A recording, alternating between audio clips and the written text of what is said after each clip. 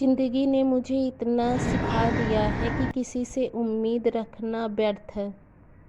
कभी कभी व्यक्ति स्वयं नहीं बदलता, सामने वाले का विचार और व्यवहार को देखकर वह बदलने पर मजबूर हो जाता है। आदमी तब कहता है ये देखो, ये बदल गई, ये करने लगी तो ऐसे इनके अंदर बदलाव आ गया। बिल्कुल गलत है। आदमी जब देखता है वैसे ही व्यवहार वो स्वयं करने लगता है, जो उसके साथ जैसा होता है। मॉर्निंग फ्रेंड, आई होप आप सब ठीक होंगे, स्वस्थ होंगे, मस्त होंगे, अपनी तैयारी कंटिन्यू कर रहे होंगे।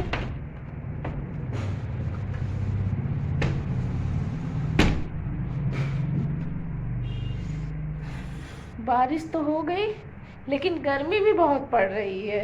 आज उमस वाली गर्मी है, सच में आज उमस वाली गर्मी है। देखिए मेरी पूजा हो चुकी है। अब चल रहे हैं नाश्ता करने।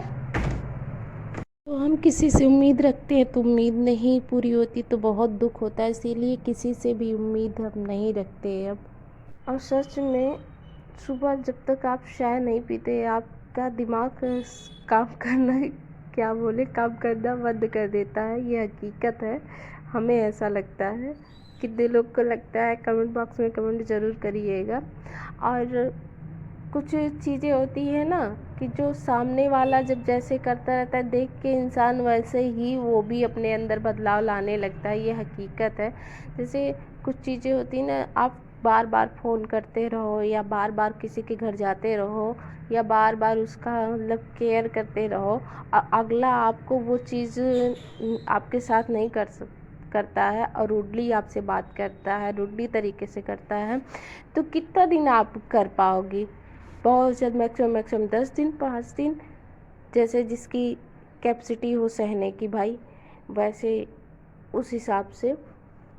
नहीं तो ज़्यादा से ज़्यादा उस रिश्ते को बहुत ही कम समय लगता है टूटने में। पूजा करने के बाद अब चल रहे हैं चाय पीने। चाय पिए, फिर उसके बाद पढ़ाई करेंगे, क्योंकि अब थक चुके हैं सारा काम करके। अब रेस्ट थोड़ा चाहिए, तो चाय के साथ रेस्ट भी हो जाएगा मेरा। और उधर सुधांशु खेल रहे हैं, अपना प्रैक्टिस कर रहे हैं। ये देखिए, चाय पीने के बाद इधर आ गए हैं खाना बनाने। तो खाने में बनाएंगे आज सब्जी और रोटी, क्योंकि सुधांशु को फीवर है आज। और साथ में बच्चों की तबीयत ख़राब हो जाती है ना, तो आधे से ज़्यादा काम करने की बिल्कुल इच्छा नहीं कहती।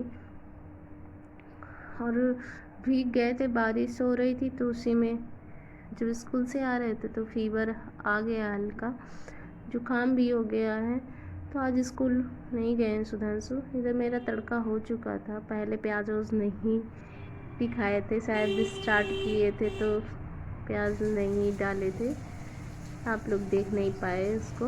और मेरा तड़का हो गया है। इधर परवर डाल दे रहे हैं, परवर इसको फ्राई करेंगे अच्छी तरीके से, तब आलू डालते हैं। और रोटी सब्जी बना रहे हैं, क्योंकि फीवर है तो चावल तो खा नहीं सकते, तो वैसे ग्रेवी वाली सब्जी बनाने का कोई मतलब ही नहीं निकलता है। और इधर आटा का डो बना लेते हैं अच्छी तरीके से।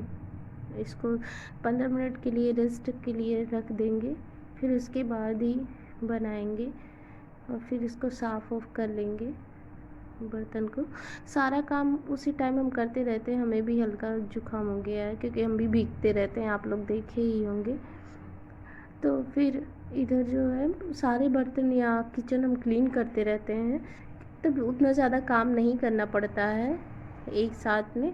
और फिर इधर आ गए रोटी बनाने, क्योंकि आदत मेरी पड़ गई है ना पहले से ही कि तो थोड़ा सा भी किचन गंदा होता है तो साफ़ करते रहते हैं और व्यवस्थित रखते रहते हैं। तो उतना ज़्यादा जब हम किचन साफ़ करते हैं तो उतना ज़्यादा काम साफ़ नहीं करना पड़ता, टाइम नहीं लगता है, बस थोड़ा सा ही टाइम लगता है। इधर दूध बॉयल कर रहे थे, और दूध भी पकाना होता है, एक बार बॉयल करके नहीं रखना होता, थोड़ा उसको पका लेते तब सही रहता है। और फिर रोटी बना के सुधांशु को दे देते, क्योंकि सुधांशु को दवा खिलानी थी मुझे। एक बार तो दवा खिला चुके थे, लेकिन ये 2 बजे की दवा एक बार फिर खिलानी थी। तो इधर 2 ही बजे हम खाना बनाते हैं, जब उनको दवा खिलानी थी। और फिर लेकर गए उनके पास, जब खाना लेकर गए थे तो देखिए वो दवा खा के ऐसे सो रहे थे अपने नाक पे रख के। और सच में जब बच्चे बीमार रहते हैं ना, दिमाग एकदम काम करना बंद कर देता है। सब मतलब पढ़ाई की बिल्कुल इच्छा नहीं करती है। जब वो ठीक हो जाते हैं ना, तभी इच्छा करती है पढ़ने की।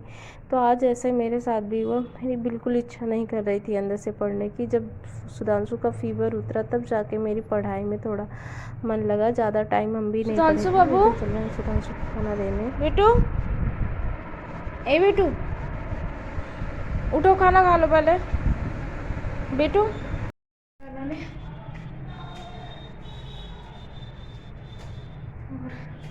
बारिश होने वाली है जैसे लग रहा है। सारे कपड़े हैं, धुले थे, चलिए ले चलते हैं। ज़्यादा करके हस्बैंड के कपड़े, सुधांशु के कपड़े वॉशिंग मशीन में धुलते, अपने कपड़े नहीं धुलते क्योंकि वो कॉटन के रहते हैं।